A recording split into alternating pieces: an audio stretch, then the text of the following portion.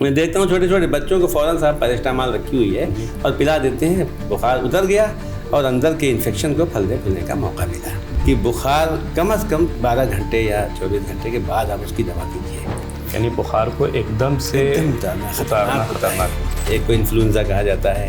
Typhoid آپ نے سنا ہوگا، جب ٹائیفائڈ اندر سے ہو جاتا ہے ہاتھوں میں اندر. یعنی نام سے مطلب نہیں بخار کا کیا ہے، یہ دیکھا جاتا ہے سمٹمز کیا ہیں، علامتیں کیا ہیں. آج کل ہر آدمی جسے دیکھیے صاحب ڈولو کا نام جان گیا ہے. احتیاط کریں، ڈاکٹر سے پوچھ کے ہی دوا کا استعمال کرنا چاہیے. بدلتا ہوا موسم نہ صرف اپنے ساتھ ملبوسات اور کھانے پینے میں تبدیلی لے کر آتا ہے، بلکہ ساتھ ہی اس کا اثر انسان کی طبیعت پر بھی ہوتا ہے. آج کے موسم میں، آج کے زمانے میں ہم یہ دیکھتے ہیں کہ اکثر افراد بخار میں، نزلے میں، زکام میں مبتلا ہو جاتے ہیں.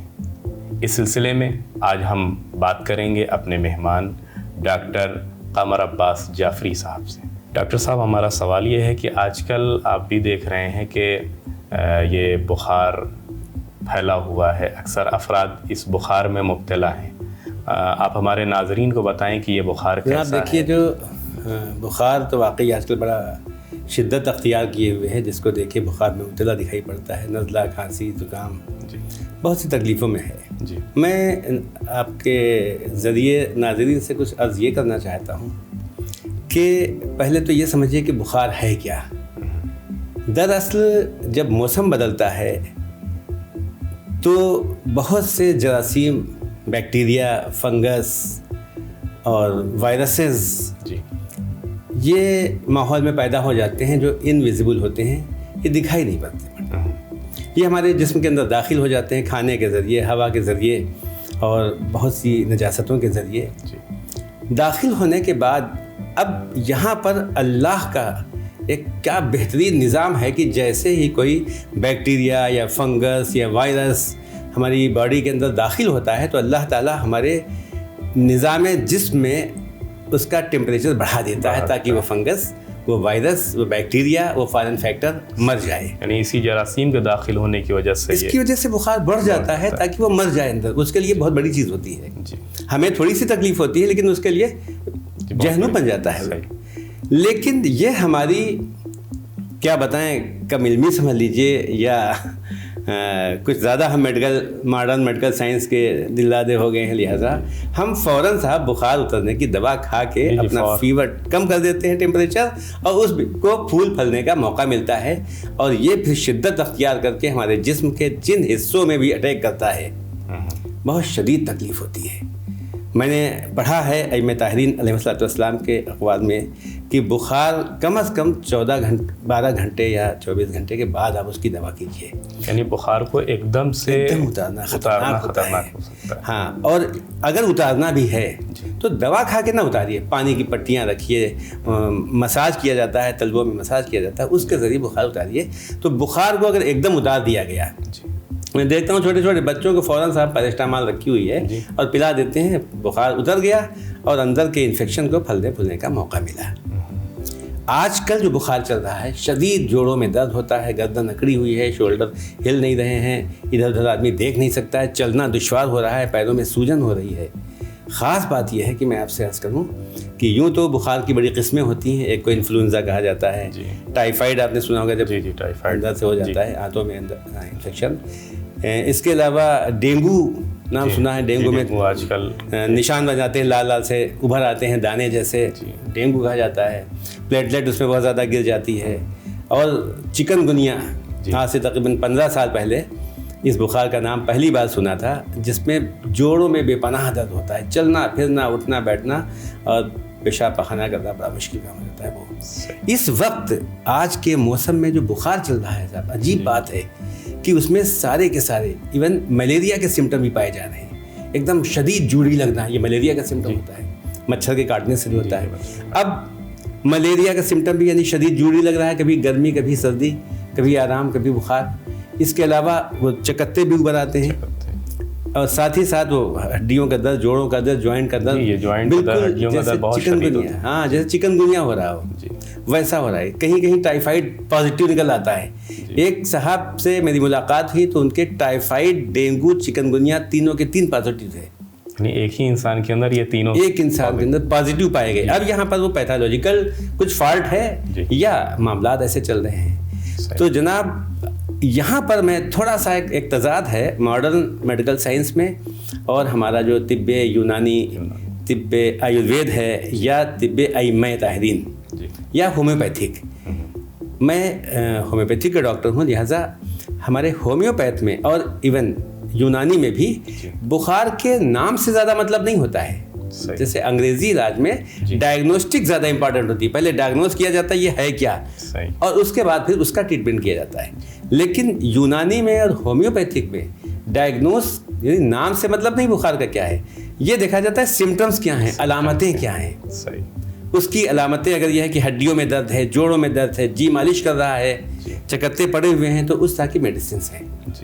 لہٰذا میں تو رائے دوں گا کہ جہاں تک ممکن ہو سکے، ویسے لازمی ہو جاتا ہے انگریزی علاج کرنا کیونکہ بہت شدید بخار ہے، 104 تک پہنچ رہا ہے. ہر شخص کو کم از کم اپنے گھر میں پیراسٹامال تو رکھنی چاہیے، سب سے آسان طریقہ ہے.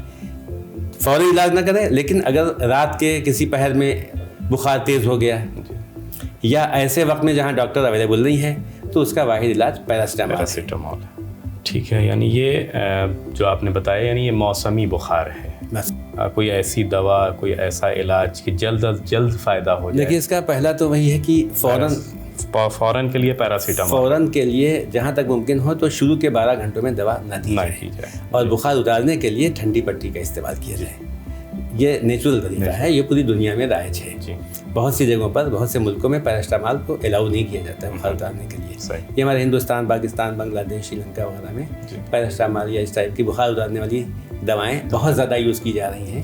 آج کل ہر آدمی جسے دیکھیے صاحب ڈولو کا نام جان گیا ہے. جی ڈولو تو میں کوئی برائی نہیں کر رہا ہوں، لیکن صاحب ڈولو ایسا یوز کی جا رہی ہے لگتا ہے کہ یہ امرت ہے. اور اسٹور پہ اگر آپ کھڑے ہوئیے تو 1-2 افراد ایسے آ جاتے ہیں کہ جو ڈولو کو ضرور پوچھتے ہیں. احتیاط کریں، ڈاکٹر سے پوچھ کے ہی دوا کا استعمال کرنا چاہیے. یہ ڈولو خود جا کے نہ لے، کسی ڈاکٹر کو جس کو آپ کا فیملی ڈاکٹر ہے یا پھر جس ڈاکٹر کو دکھانا چاہیں اس سے مشورہ کر لیجیے، فون پہ بات کر لیجیے کہ صاحب ابھی نہیں آ سکتے ہیں، کیا ہم ڈولو لے لیں یا کوئی دوا لے لیں، پھر اس کے بعد ٹریٹمنٹ ہو جائے گا. ہمارا تیسرا سوال یہ ہے کہ احتیاطی تدابیر کیا ہیں اس بخار سے بچنے کے لیے؟ دیکھیے سائنٹسٹ یہ بتا رہے ہیں کہ ایک کوئی خاص قسم کا کیڑا جس میں پسو کا نام بہت زیادہ لیا جا رہا ہے. پہلے بیچارے مچھر اس کی زد میں آتے تھے، تو مچھر تو ابھی بھی ہیں اس کی زد میں کہ مچھروں سے پھیل رہا ہے، لیکن ایک اور کیڑا جسے پسو کہا جا رہا ہے اس کی وجہ سے یہ بخار ہو رہا ہے، کہا جا رہا ہے ایسا. تو یہ موسمی بخار جو اس وقت چل رہا ہے، اسی کی بات زیادہ ہم کر رہے ہیں. تو اس میں ہم کوشش یہ کریں کہ موزے پہنے رہیں اور ایسی جگہوں پر نہ بیٹھیں جہاں پہ اس طرح کے کیڑے وغیرہ ہوتے ہیں. صفائی ستھرائی کا خاص خیال رکھیں اور ان جگہوں پہ جانے سے گریز کریں جہاں پر نالا ہوتا ہے یا جھاڑیاں لگی ہوں. گھر میں اگر لان بنا ہے تو اس کو باقاعدہ آپ صفائی کروائیں. اور بہت اچھا یہ رہے گا کہ گھریلو علاج جو آپ نے پوچھا، احتیاطی تدابیر میں ایک طریقہ تو یہ ہے دیسی کہ پانی کو جتنا زیادہ پیا جائے گا. پانی اگر کم ہوگا، یہ میں عرض کروں آپ سے، اگر ہمارے جسم میں پانی کی کمی ہے تو یہ بخار کا اثر زیادہ ہوتا ہے. لہٰذا ہم پانی ضرور استعمال کریں. ٹھنڈک ہے، پانی کی پیاس کم محسوس ہوتی ہے نا آج کل، تو لوگ آدمی پانی کم پیتے ہیں. پانی تو ٹھنڈے پانی کے سلسلے میں بھی کہا جاتا ہے مثلا پانی سادہ، تھوڑا گنگنا پانی بہترین پانی ہوتا ہے. ٹھنڈے پانی کے لیے تو یہ کہا گیا ہے، امام جعفر صادق علیہ السلام ارشاد فرماتے ہیں کہ ٹھنڈا پانی اگر آپ پئیں گے تو جوانی میں نہیں صحیح، تو وہی پانی جو جوانی میں پیا ہے بڑھاپے میں نقصان کرے گا. اور بلاکیج وغیرہ بھی اس سے ہوتے ہیں. ایک احتیاطی تدابیر یہ ہے کہ ان کیڑوں سے کیسے بچیں، پسو ہو یا مچھر. ناریل کے تیل یا زیتون کے تیل میں کافور کو پیس کے آپ پلا کے رکھ لیجئے اور دن میں کم از کم 1-2 بار، خاص کر سوتے وقت، سویرے اور دوپہر میں ممکن ہو اگر تو اپنے ہاتھوں کے اوپر اور پیروں پہ، اسے گلے پہ لگا سکتے ہیں. وہ حصہ جو کھلا رہتا ہے، جو حصہ کھلا ہے، ان کھلے حصوں پہ لگائیں گے تو ان کیڑوں سے محفوظ رہیں گے. ایک چیز. دوسرے، ہومیوپیتھک میں بہت اچھی دوا آتی ہے، کمال کی پروفائلیٹک میڈیسن ہے. 3 دوائیں ہیں. ایک انفلوئنزنم، ایکچولی یہ انفلوئنزا ہی ہے جی، یہ جو فلو بولتے ہیں. اب اس میں لال لال نشان پڑ جاتے ہیں گال کے اوپر، ہاتھوں پہ، پیروں پہ، تو اس کا مارکیٹ میں ایک نیا نام دیا گیا ہے ٹومیٹو فلو. بہرحال نام دینے میں کیا ہے, کوئی بھی نام دے لیجیے پہچان کے لیے. تو اس میں یہ فلو ہے, فلو شارٹ فارم ہے انفلوئنزا کا. ہومیوپیتھک میں دوا آتی ہے انفلوئنزینم 200 نمبر میں, 200 پوٹنشی میں. ایک آرسینک ایلبم 200 پوٹنشی یہ بھی, اور ساتھ ہی ساتھ ایوپیٹوریم پرف 200 پوٹنشی. اگر کسی کو شروعات ہے تو آپ یہ دوائیں دے دیجئے, اس کے بعد ڈاکٹر صاحب کو دکھائیے جا کے, جس کو دکھانا ہے, کہ ایک وقت میں یہ تینوں دوائیں ہیں. مثلاً سویرے انفلوئنزین میں لے لی 200 میں ایک خوراک, دوپہر میں آرسینک ایلبم لے لی, رات میں ایوپیٹوریم پرف.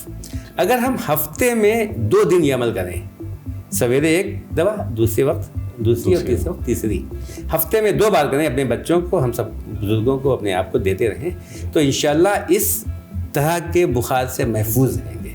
یہ پروفائلیکٹک ہے, بچنے کے لیے ہے. تو ہفتے میں 2 دن کون سی بڑی بات ہے, رکھ لیں. جب موسم چل رہا ہے, موسم ختم ہو جائے تو اس کے بعد چھوڑ دیں, تو یہ انشاءاللہ بچائے گی. تو بہترین علاج ہے. ادرک اور لہسن اس کا زیادہ استعمال کیا جائے گا تو امیون سسٹم بڑا اسٹرانگ ہوتا ہے. ادرک اور لہسن چٹنی کھائیں آرام سے, اب چٹنیوں کا رواج کم ہو گیا ہے, بہترین علاج ہے اس کا. صحیح. تیسرا ایک اور بتا دوں آپ کو میں, کہ زیادہ تر جگہوں پہ دیکھیے پان کی شکل میں, ایسے پان کی شکل میں ایک بیلیں لگی ہوتی ہیں, اسے گلچ بولتے ہیں, گلوئے بھی بولتے ہیں اس کو. بہت ہے, پارکوں میں لگی ہے, یہاں نیپیر روڈ پہ لگی ہے, اور جہاں جائیے باغوں میں وہ پیڑوں پہ پھیلی ہوتی ہے. ہندی میں اسے امرتا بولتے ہیں. بلکہ امرتا کے بارے میں تو سنسکرت میں, آیوروید میں کہا گیا ہے کہ سرو اوشدھا نام امرتام یتھوشرا پردھانم. مطلب امرتا ایک ایسی میڈیسن ہندوستان میں پائی جانے والی وہ اوشدھی ہے جو اتنی اہم ہے جیسے جسم کے اوپر سر اہم ہوتا ہے. ہر مرض کا علاج ہے, اسپیشلی بخار. اس میں ہر مرض کا, یعنی اس امرتا تو ہر مرض کا ہے, لیکن خاص کر جو بخار چل رہا ہے, امیون سسٹم کو اسٹرانگ کرنے والی, تو اس امرتا کو, اس گلوئے کو, جسے ٹینو اسپورا کارڈیوفولیا بھی بولتے ہیں ہم لوگ, جو میڈیسن نیم ہے اس کا ٹینو اسپورا کارڈیوفولیا, اس کو اگر اس کی جڑ لے لی جائے, وہ جو بیچ میں ہوتی ہے نا جس پہ پتے لگے ہوتے ہیں, تنا, اس کی اگر تقریباً 5-6 انچ کی جڑ لے کے اس کے 2-4-6-10 پیس کر کے, اور اس کو 1 گلاس پانی میں ابال لیا جائے. جب پانی ابل کے آدھا بچے تو اس کو صبح سے دوپہر تک 2-3 بار میں پی ڈالیے. کتنا ہی پرانا بخار ہو, الحمدللہ بچت ہو جائے گی اس سے. اور ساتھ ہی ساتھ اگر یوں ہی آدمی پی رہا ہے تو اس کا امیون سسٹم بڑا اسٹرانگ ہوگا. یہ ہوگا ہی نہیں, سب کو بخار سب کو تھوڑی ہوتا ہے. تو یہ 3 چیزیں بتائی میں نے, ادرک لہسن کا استعمال, چٹنی کھائیں کھانے کے ساتھ, امرتا کا استعمال, اور ہومیوپیتھک میڈیسن, انشاءاللہ محفوظ رہیں گے.